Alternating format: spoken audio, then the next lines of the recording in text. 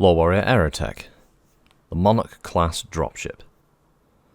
The Monarch is one of the few liners still in service in the successor states.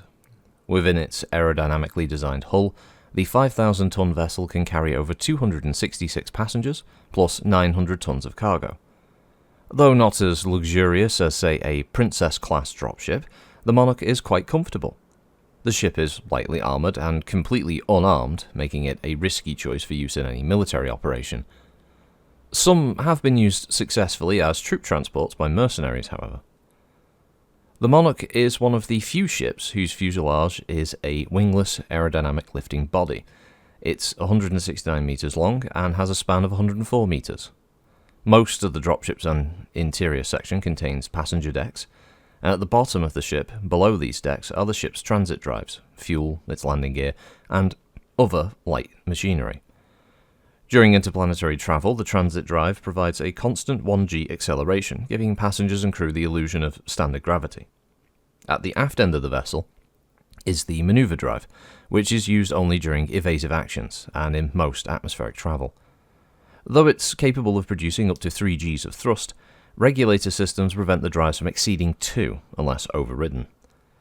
Directly above the transit drives and near the ship's engine core is the multi-level cargo section, consisting of 4 cargo decks. Each is about 60 metres long by 14 metres wide by 4 metres high, and is capable of supporting up to 225 tonne of cargo. The uppermost compartment is normally reserved for the passengers' personal belongings, while the lower 3 sections are leased out to anyone in need of transportation for cargo.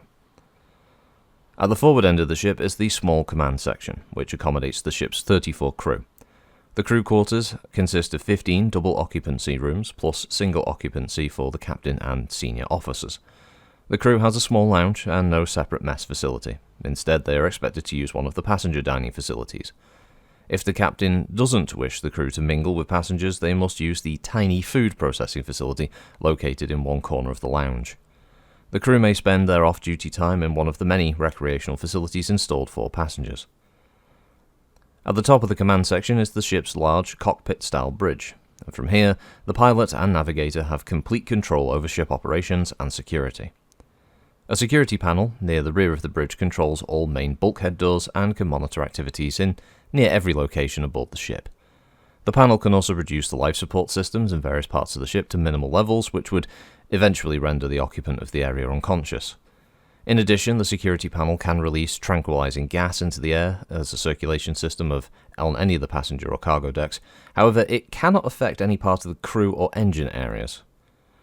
The 2 passenger decks are located between the command section in the front and the cargo section in the rear. People may exit the passenger decks through passageways leading to the command and cargo section or through one of 4 large airlock doors located at the front end of the upper passenger deck and the rear end of the lower passenger deck. A total of 266 passenger staterooms are divided evenly between the upper and lower passenger decks, and various dining and entertainment facilities are located in the forward areas. Near the centre of the lower deck is a large dining commons with a seating capability of 150 people.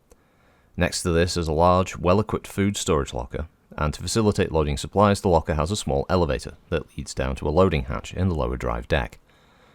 Also located on the lower passenger deck is an exercise room, a pair of saunas, a recreation room, and 2 small gift and accessory shops.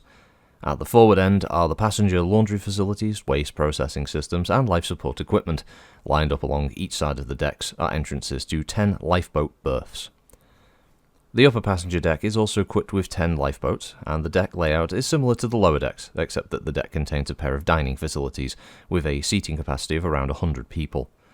These 2 rooms are located on opposite sides of a galley and a food storage locker. Although different types of food are served in each dining room, they're both prepared in the same galley. At the front end of the deck and behind 2 airlocks are a lounge and casino.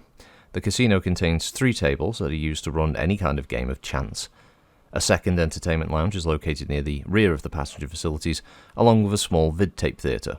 Also located here is a general recreation room and the passenger's medical bay.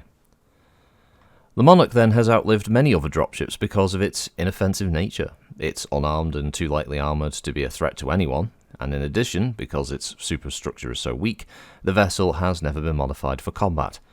The Monarch seldom travels outside heavily populated, high-traffic regions of the inner sphere, and they are almost always busy performing scheduled flights between well-populated worlds. Occasionally, a combat unit pressed for time will hire one to transport their troops from one safe location to another. The cost is usually quite high, and the accommodations are a bit too soft for soldiers. So, yeah, that's the Monarch class. It's an aerodyne structure, as you can see. It's from above, it's like a type of, almost looks like a bit like an insect, or from a certain angle, it looks a bit like, is it candy corn? Something like that? In the States, I know they're very popular, like an orange and yellow coloured sweet. It kind of reminds me of one of those in its shape. But yeah, it's 5,000 tons. Its dimension is 169 metres long, 30 metres high, and 104 metres wide, with a crew of 34. Its cargo complement is 900 ton and 266 passengers. Armament is none. Drive system is the Marley 750, and it was first introduced in 2759, and is commonly cited. Stat-wise, it has a thrust of 3 and an overthrust of 5, with a structural integrity of 6. Integrity. It has 2 cargo doors, and its armour factor is quite light, as it says. It has 40 on the nose, 25 on the left and right side, 50 on the fuselage, and 20 on the engine. It's it's a pretty good little write-up. It's, again, that civilian side of BattleTech, just what does the everyman experience there, you know? Yeah, essentially it's a space ferry in BattleTech. But, they do mention, obviously, the sort of pressed military aspect where a load of troops can be transported on these things, so there's always a way to find it, some angle to put it in, in a military or mercenary context. But, yeah, it's a bit like the TRO vehicle annex, whatever it was called, the one that just had civilian stuff. This is just the kind of stuff I really like when they bother to do it in the BattleTech write-ups. Because, yeah, normal, everyday, passengers and stuff, they've got to get around somehow, and it can't be on, massive spheroid dropships or military vessels. That has to be just regular stuff. And there's some good stuff, obviously, for role-playing aspect, for tabletop, or being able to come up with operations where, you may have it that players are maybe raiding one of these things, they're capturing one, they're trying to steal an item that's kept in cargo, that kind of thing. You got lots of different opportunities there.